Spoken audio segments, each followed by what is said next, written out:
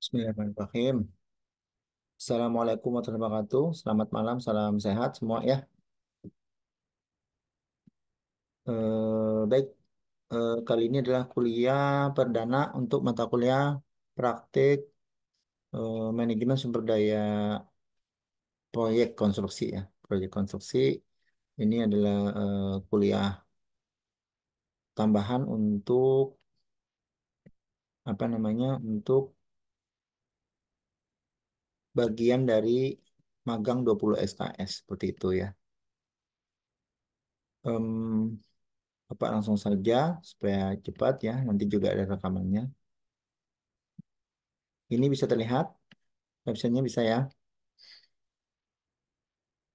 Bisa, Bisa, Pak. Pak. Baik. Jadi ini mata kuliah lainnya. Jadi ada 5 mata kuliah selama magang itu juga lewat online seperti ini ya. Nah, sekarang ini interaksi. Selanjutnya nanti berupa video modul saja ya. Kemudian ada jawaban kuis. Ini mata kuliahnya namanya praktik atau praktikum manajemen sumber daya proyek yang mendukung kegiatan di magang ya, selama magang. Ini seperti modul lainnya tentang mata kuliah ini, item apa saja isinya nanti akan dijabarkan dalam pertemuan pertama ini, sama tentang perihal beban tugas dan perhitungan nilai akhir dari mata kuliah ini. Dasarnya sama seperti mata kuliah yang lain, ya, diantaranya MONEF ya dengan Bapak juga, itu adalah Peraturan Menteri Nomor 3 2020 tentang magang 20 SKS dan masih mengikuti panduan kurikulum untuk angkatan ini adalah di tahun 2000 tahun akademik 2022 panduan kurikulumnya yang sampai sekarang masih dipakai untuk angkatan ini. Kemudian 20 SKS satu semester, kita berada di ganjil sama. Ini kemarin juga sama pelaksanaannya. Kita berada di dari mingguan. Kalau tambang kan pakai yang luring ya. Kita pakai yang daring. Kemudian kita berada saat ini di mata kuliah substantif yang diisi oleh 5 mata kuliah. Salah satunya adalah mata kuliah ini ya. Kemudian pelaksanaannya seperti ini bermacam-macam untuk teknik bangunan rawa. Dan kita berada di mata kuliah yang nomor, kalau di sini yang paling bawah ya, praktik manajemen sumber daya proyek atau disingkat MSDP gitu ya. Nah ini yang tadi mingguan ya. Baik, secara umum manajemen itu istilahnya seni ya, seni untuk mengatur orang lain ya. Jadi sebagai manajer ataupun manajerial mengarahkan nih, untuk mencapai tujuan tertentu ya. Kalau organisasi proyek ya organisasi proyek begitu ya. Kemudian menurut Pak Riki, itu tadi menurut Ibu Mari ya. Kalau menurut Pak Riki itu adalah manajemen itu rangkaian dari perencanaan, pengorganisasi, pengkoordinasi, kontrol gitu dan seterusnya ya.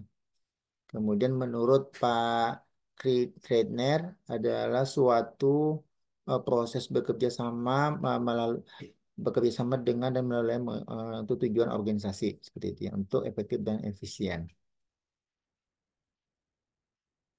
Lalu sumber daya ini itu maknanya adalah suatu nilai potensi yang dimiliki oleh suatu materi atau unsur tertentu dari kehidupan gitu ya, ya, sumber daya. Jadi bisa sumber daya alat, benda, manusia, kemudian lingkungan gitu ya.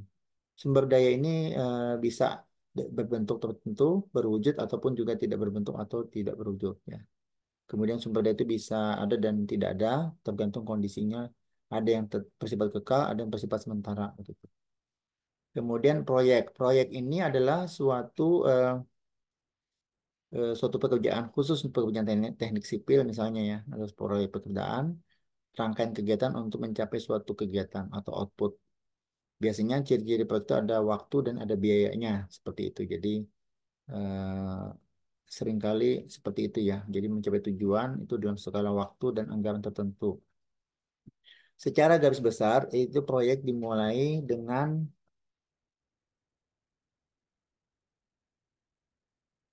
secara garis besar, proyek dimulai untuk menciptakan hasil yang sudah dapat diprediksikan, kemudian ditutup kemudian hasil yang direalisasikan.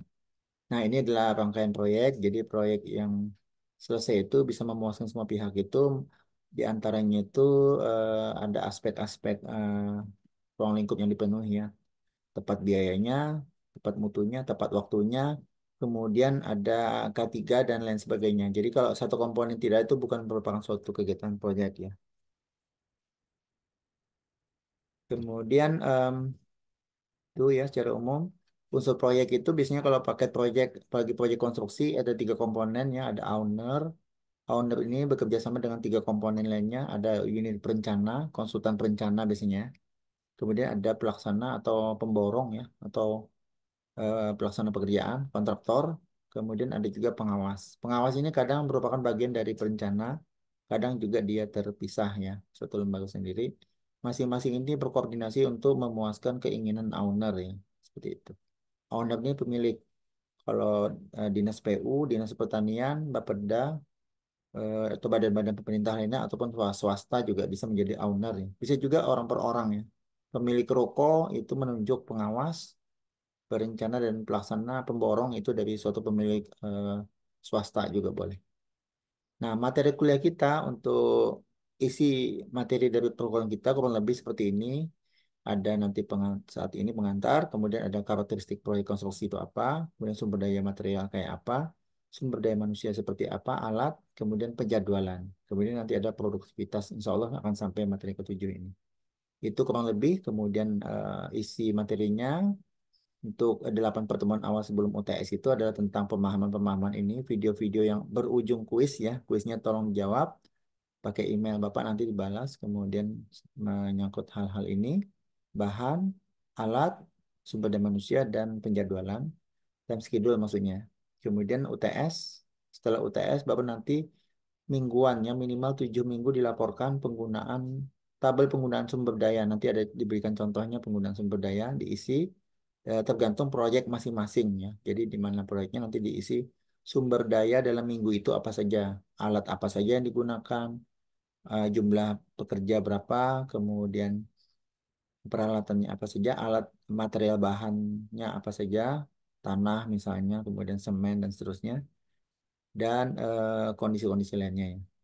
Sewa-sewa alat berat misalnya. Dan nanti ujian akhir semester itu merupakan draft laporan total dari minimal 7 minggu laporan sumber daya ini dijadikan dilaporkan dalam sebagai ujian akhir semester. Laporannya itu juga masuk sebagai laporan magang ya.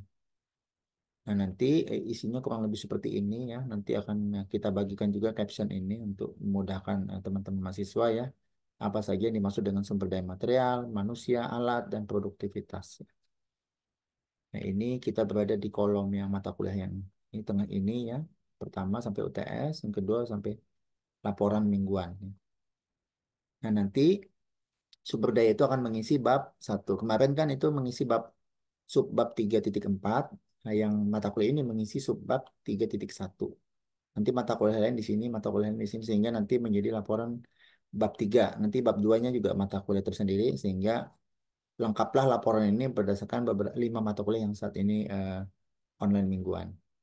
Kemudian untuk nilai untuk mata kuliah ini terdiri dari kehadiran. Tadi Bapak sudah hadirkan semua ya, karena jadwalnya sore tadi.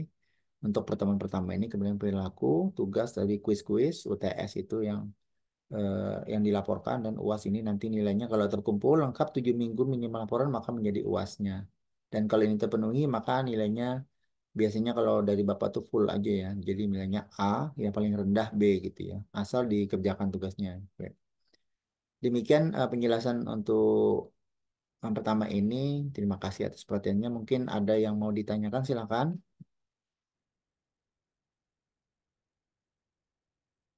Kalau tidak ada, kita cukupkan. Nanti videonya akan Bapak share juga. Terima kasih atas perhatiannya. Kita cukupkan. Assalamualaikum warahmatullahi wabarakatuh.